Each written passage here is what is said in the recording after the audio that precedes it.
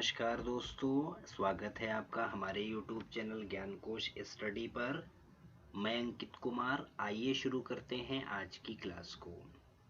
Tally ERP 9 की आज की क्लास में हम देखेंगे कि जो खाते हमने बनाए हैं उन खातों को हम कैसे देख सकते हैं।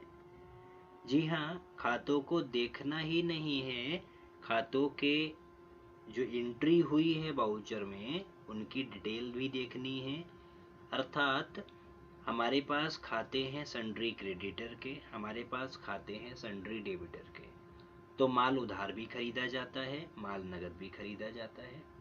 तो कौन हमारा सप्लायर है, कौन हमारा कस्टमर है, किस सप्लायर्स को कितना पैसा देना है, किस सप्लायर से कितना पैसा लेना है, ये सारी डिटेल को जानने के लिए हम खातों को सेलेक्ट करके देख सकते हैं। तो यहाँ पर आज हम सीखेंगे टैली में खातों को देखना। कैसे देखेंगे?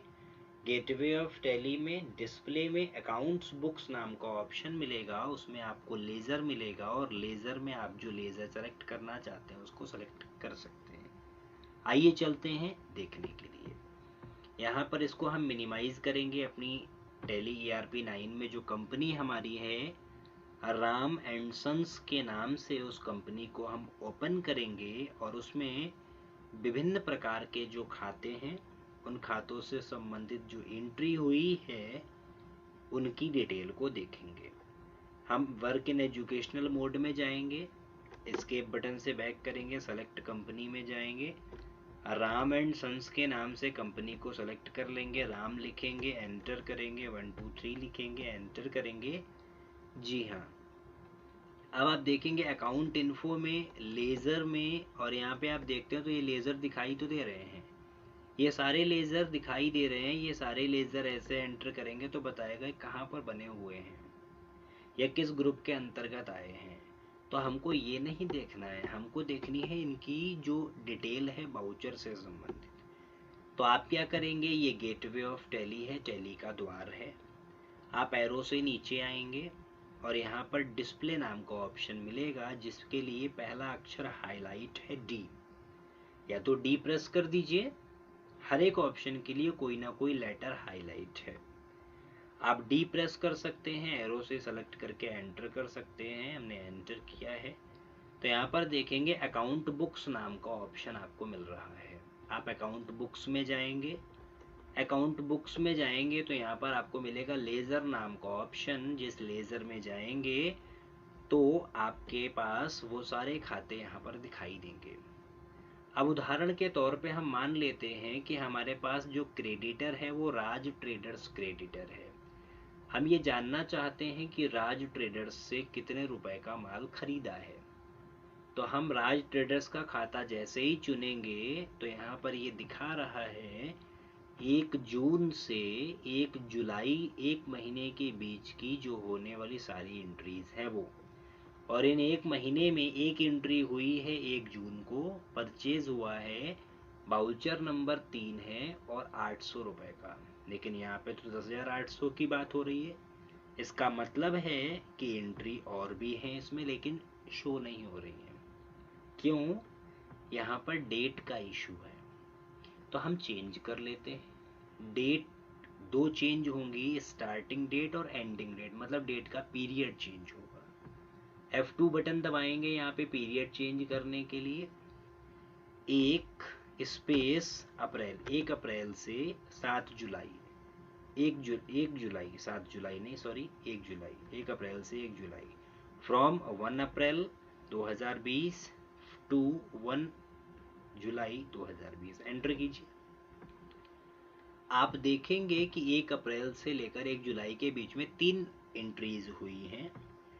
1 मई 2020 को परचेज किया गया है 20,000 रुपये का।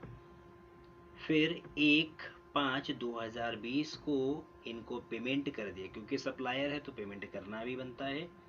10,000 रुपये का, तो 20,000 में से 10,000 का पेमेंट हो गया, 10,000 वो बाकी रह गए।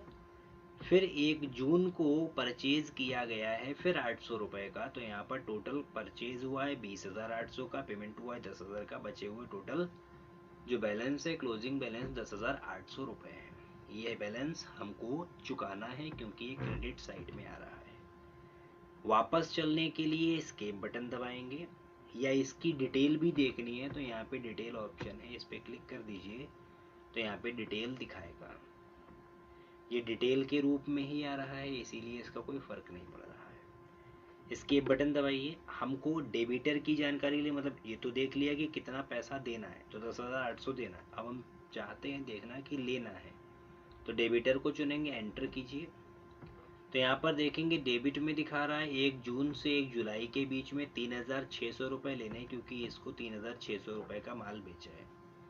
अब हम यहाँ पे डिटेल चेक करने के लिए डिटेल में ही दिखा रहा है।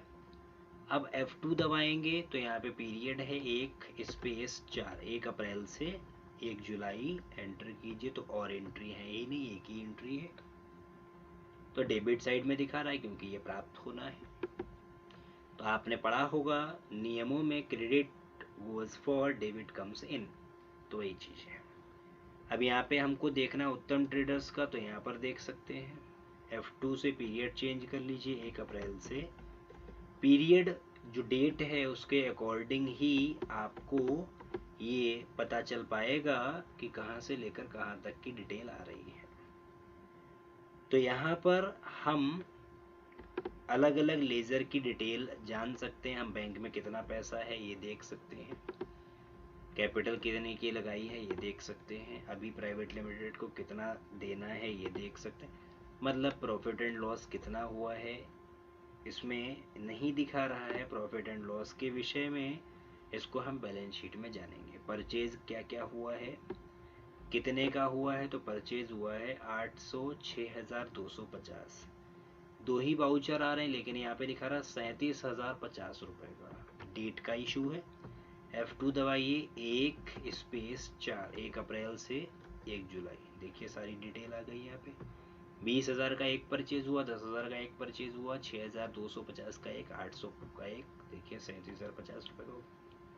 इस प्रकार से हम गेटवे ऑफ टैली में डिस्प्ले में अकाउंट बुक में जाके लेज़र में जाकर हम एंट्री को देख सकते हैं कि किस क्रेडिटर को कितना पैसा देना है, मतलब किस लेनदार को कितना पैसा देना है, किस देनदार से कितना पैसा लेना है। आगे हम आपको की जाने वाली जो हमने लास्ट वीडियोस में एंट्रीज की हैं वाउचर में, वो एंट्रीज कैसे देखेंगे, उनमें कैसे बदलाव करेंगे, ये भी हम आपको बताएंगे। बने रहिएगा हमारी सारी वीडियो में। और अगर वीडियोस अच्छी लग रही हो, समझ में आ रही हो, तो लाइक कीजिएगा, शेयर कीजिएगा। मिलते हैं अगली वीडियो में, तब तक के लिए नमस्कार।